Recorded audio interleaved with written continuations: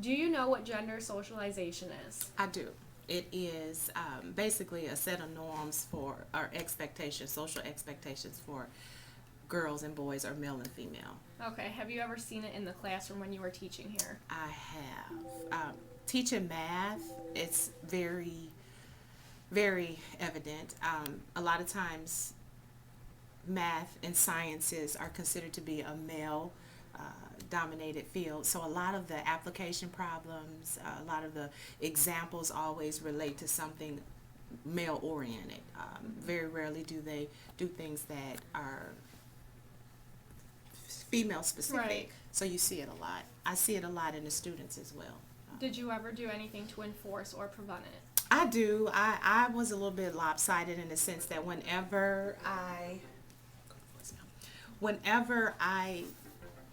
because I'm a female, when the guys would get on the girls, and make them feel like, oh, because they answered the question or they excelled, kind of like we were not supposed to.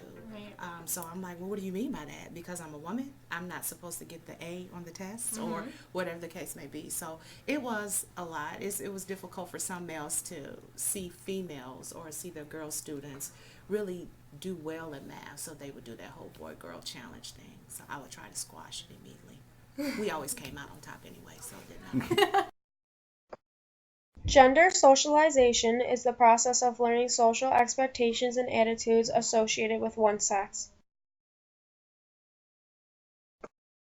Gender construction actually begins at birth. This continues with toy selections, dolls and Susie homemaker kits for girls, and trucks and tools for boys. Then comes time for school, where boys will be rewarded for their independence, girls will be taught to be calm and quiet.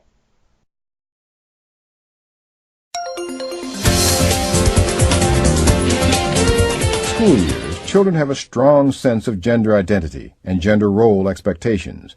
Most 2-year-olds know with certainty whether they are male or female, and by the age of 4 or 5 begin not only to develop gender constancy, but often show rigid standards for what they believe is appropriate male and female dress and behavior.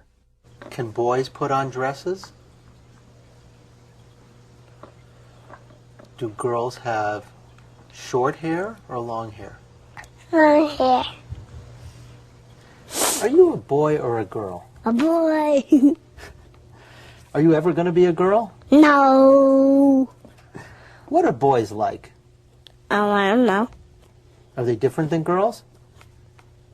How are they different than girls? Because they don't put stuff like girls on.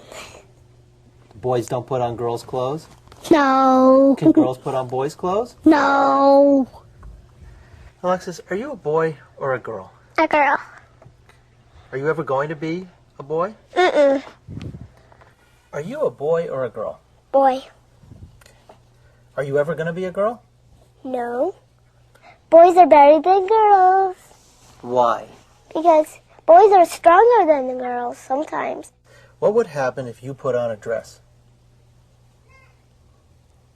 All the girls and all the boys will laugh at me. I won't look like a boy, that wouldn't look like a girl. Would it be okay? No way. Young children appear to begin to acquire gender role stereotypes at about the same time that they develop gender identity. And by the age of 3 or 4, most children, when asked questions about the activities appropriate for a male doll and a female doll, readily give stereotypic responses. Which doll likes to clean the house?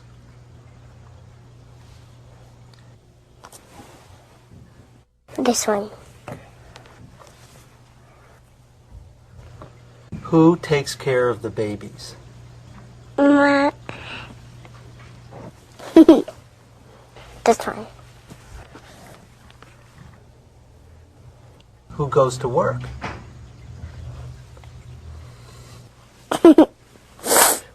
This one.